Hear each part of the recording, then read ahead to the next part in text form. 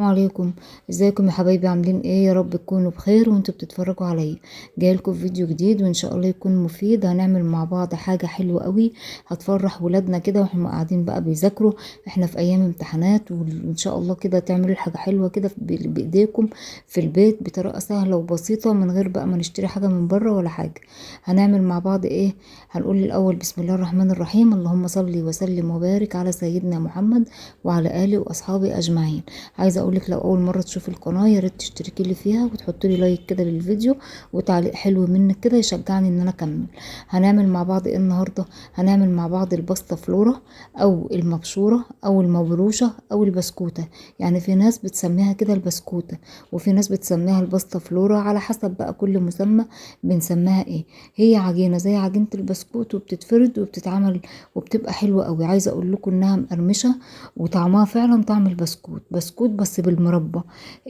فهي بطريقة سهلة وبسيطة وتخش تعمليها كده وانت واقفة، لو بتولع على شوية أكل وعايزة تعمليها جنبها تقعدي كده بالليل في روقان تعمليها. نقول بسم الله الرحمن الرحيم ونقول بقى مقاديرنا. أنا معايا بيضتين ومعايا نص كوباية سكر بودرة، معايا كوباية إلا ربع كده من السمنة على الزبدة أو السمنة على الزيت أو سمنة على زيت، زبدة على زيت، براحتك خالص. دول الثلاث كوبايات من الدقيق. حطيت عليهم معلقة صغيرة من البيكنج باودر، ومعايا طبعا المربى ورشة الملح. ونقول بسم الله. اللهم صل وسلم وبارك على سيدنا محمد. صلوا لي بقى على النبي كده في التعليقات. وندخل بقى على الفيديو بتاعنا بنقول بسم الله الرحمن الرحيم.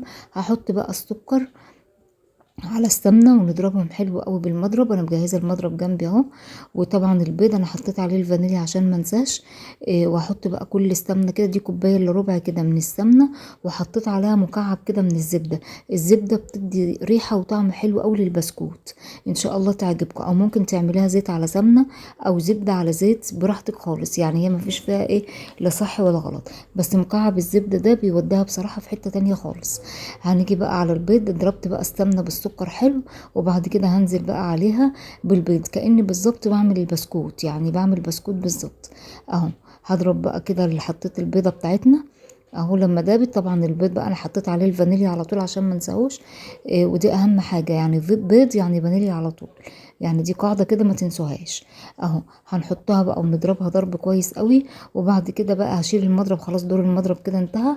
هبدأ بقى احط بقى ايه الدقيق بتاعنا شويه كده بشويه، وممكن تحتاجهم كلهم، ممكن تحتاج نص كوبايه زياده عليهم، ممكن تحتاج هما الثلاث كوبايات، ثلاث كوبايات الا عادي. انما المهم انك انتي تنزلي بالدقيق ايه شويه بشويه كده على حسب تشرب الدقيق طبعا للسوائل. الدقيق اللي انا بستعمله دقيق سايب عادي من عند العطار، اي دقيق بقى انت معتمداه وبتستعمليه بقى في حلوياتك وفي حاجتك. بتستعمليه. انا بستعمل دقيق سايب كده من عند العطار. بنجيبه سايب كده وخلاص، وبعمل بيه كل حاجه بصراحه لغايه الكيكه، يعني كل حاجه بعملها بيه اهو. هبدأ بقى ايه ألمهم كده ببعض. انتوا عارفين ان احنا اي بسكوت ما بيتعجنش عجين يعني جامد، لا احنا بنلم بس كده. مجرد ما يتشرب السوائل ويتلم خلاص ايه، مبقاش واقف في دقيق ناشف ولا دقيق متكتل في جنبه ولا كلام من ده خلاص. باجي بقى باخد بقى ايه، يعني مثلا تلت العجينه كده واسيب التلتين. التلت ده هعمل فيه ايه؟ هحطه كده في كيس واحطه في الفريزر يجمد، عشان خاطر انا هبشره على المربى اللي هحطها في الصينيه. فعشان لما ابشره يبقى يتبشر معايا حلو، هحطه ايه، هحطه في الفريزر شويه اهو. هجيب بقى بقيه العجينه بتاعتي وافردها بقى ايه في الصينيه، ابططها كده في الصينيه على طول من غير بقى ما افرد بره وبعدين ارجع انقلها احطها في الصينيه ولا اي حاجه. لا هي هتتفرد على طول كده معاكي وهتبقى سهله وبسيطه وحلوه قوي. انا علشان خاطر اسيب العجينه اللي في الفريزر تجمد شويه، انا بعد ما بططتها كده حطيتها برضو في التلاجة من تحت عشان السمنه بتاعتها ما تسحش اهو. وعايزه اقولك بقى ان البيض والسمنه والحاجات اللي هي كانت اللي انا عامله بيها دي كانت بدرجه حراره المطبخ عادي، كنت مطلعاها من بره عشان خاطر ما تبقاش ساقعه اهو. هبدأ بقى كده بعد ما اتجمدت شوية، هبدأ بقى ايه ابشرها كده بالمبشرة. هي في ناس بتبططها كده على صينية وتعملها سيور وتحطها سير بالطول وسير بالعرض، بتطلع زي شكل الشبابيك كده. دي طريقة. في طرق تانية بتتعمل بقطعات البسكوت اللي هي النجوم والحاجات دي، بس الطريقة الأصلية بتاعتها انها بتتبشر كده. فانا حبيت المرة دي ان انا اعملها معاكم يعني بالطريقة اللي هي المبشورة دي اهو. بتبقى حلوة وبتبقى مقرمشة كده وبتبقى عاطية طعم حلو كده على القطعة اللي انت بتاكليها. بجد والله انا في يومها، يعني انا بسجل لكم الفيديو ده بعد ما اتعملت وخلصت وكل حاجة. يومها بصراحة ما باتتش، يعني هي ما فضلش منها حاجة، يعني من حلاوتها اتاكلت كده على طول. هجيب بقى الصينية بتاعتي وهجيب بقى المربى.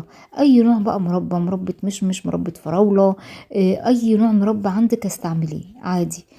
هتمشي الحال يعني. في ناس معتمدة دايما في المبشورة ديت او الباستا فلورا المربى المشمش، بس اللي هي لو مش موجودة عادي خالص يعني. بتبقى عادي يعني اللي هي الايه بأي نوع مربى. احنا عندنا هنا دايما بنحب مربى الفراولة عن اي مربى تانية، يعني حتى في رمضان والكده دايما بنجيب مربى الفراولة عشان خاطر العيال والزبادي وكده، بيحبوا دايما مربى الفراولة. لو جبنا اي نوع تاني مش بتتاكل صراحة. فهي طعمها حلو قوي مربى الفراولة ديت. حتى لو مربى عاملاها في البيت هتبقى برضو حلوة وماشية معاكي زي الفل اهو. هنجيب بقى اللي احنا بشرناه ده ونوزعه على الايه على العجينة بتاعتنا او على المربى بتاعتنا. هنوزع بقى في كل حتة كده اهو. وبعد كده هنقوم عاملين ايه بقى. طبعا في الوقت ده انا كنت مولعه الفرن ومسخناه، وحطيتها في الرف اللي في النص. انا كنت عاملاه في فرن البوتاجاز يعني، في الرف اللي في النص على نار متوسطة قبل الهادية. بس انا ولعته الاول لما سخن خالص وبعدين هدخله عليه. وكل شوية بفتح الفرن الف الصينية واحطها عشان خاطر تاخد لون حلو من كل الاتجاهات. هي لونها كان حلو قوي، عاطيه بقى اللون الذهبي، الذهبي اللي هو الفاتح ده الحلو ده. وكل ما بتتساب كل ما بتقرمش اكتر وبتاخد طعم، يعني انت بتحسي انك بتاكلي بسكوت بالمربى، بس بيبقى طعمها حلو قوي يعني. من غير بقى لا نشكل ولا نعمل، هي كده في صينية واحدة وبتتقطع بقى مكعبات، تتقطع مثلثات زي ما انت عايزة كده. هي بعد ما طلعت انا رافعاها كده على طبق، مش حطاها على المفرش مباشر عشان خاطر هي كانت سخنة، فحطيتها كده على طبق ورفعتها من على المفرش عشان خاطر المفرش بتاعي ما يسحش اهو. وبعد كده بقى هبدأ اقطعها اهو زي ما انتوا شفتوا كده معايا اهو. عايزه اقول لكم انا كنت بقطعها كده وهي دافيه، فكنتوا تحسوا ان هي زي الطريه شويه، انما هي كل ما بتساب كل ما بتتقرمش كل ما بتبقى طعمها تحفه بصراحه اهو. ده الفيديو بتاعي يا حبايبي، يا رب ان شاء الله الفيديو كده يعجبكم. وعايزه بقى لو وصلتوا معايا لحد هنا من الفيديو، لو نسيتي بقى اللايك حطي لي لايك كده للفيديو، واكتبي لي كلمه حلوه كده وتعليق حلو واي ذكر كده تكوني بتحبيه عشان اعرف بقى انك كملت الفيديو معايا. قولي لي بقى اي ذكر كده تكوني معتمداه وبتحبيه، ناخد مع بعض ايه شويه حسنات كده. ده الفيديو بتاع النهارده يا حبايبي، اشوفكم ان شاء الله في فيديو جديد في رعايه الله وامنه، والسلام عليكم ورحمه الله وبركاته.